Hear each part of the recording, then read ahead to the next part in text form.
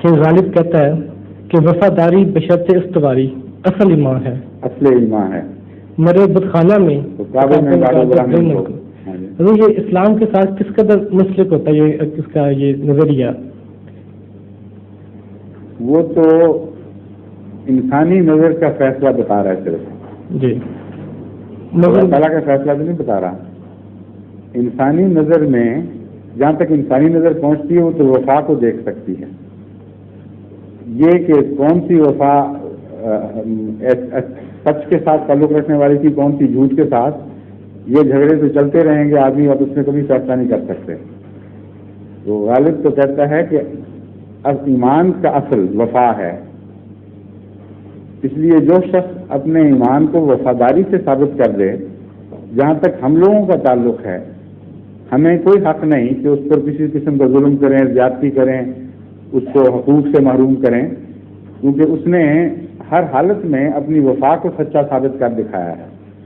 اور جو وفاداری ہو تو اس تکلیفیں بھی انسان اٹھاتا ہے اس مقصد کے لیے. جہاں تک انسانی نقطۂ نظر کا تعلق ہے اس نے اپنے ایمان کے ساتھ اپنا تعلق سچا کر دیا. غالب کہتا ہے کہ میرے نزدیک ایسا شخص جو صدق کے دل سے کسی ایمان پر قائم ہو، اگر وہ بت خانے میں بھی مر جائے تو اس بات کا اہل ہے کہ اسے خانہ کعبہ میں جگہ دی جائے، کیونکہ خانہ کعبہ کی بھی بنیاد وفاداری سے اوپر ہے.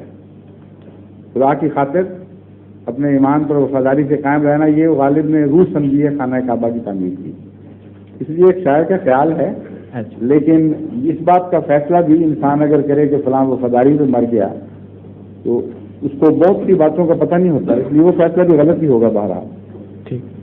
تو ایک انسان بعض دفعہ ایک مقصد سے وفا کر رہا ہوتا ہے بظاہر، لیکن اس کے پیچھے کچھ لالچیں ہوتی ہیں، کچھ تعلقات کے جھگڑے ہوتے ہیں. ہو سکتا ہے دل میں اس کا خیال بدل بھی چکا ہو. مجھے کئی ہندوؤں کے خط آتے ہیں انڈیا سے، وہ لکھتے ہیں کہ ہمارا وہاں رابطہ ہوا، ہمیں فلاں کے ذریعے پیغام پہنچا، ہمارے دل میں یہ بات گڑ گئی ہے کہ اسلام سچا ہے، لیکن ہمارا معاشرہ اتنا غالب اور اتنا ظالم ہے کہ ہم نہیں بدل سکتے. تو وہ اگر مرے تو غالب کی آنکھ سے اس کو وفاداری دیکھے گی نا، لیکن انسان کو کیا پتہ لگتا ہے.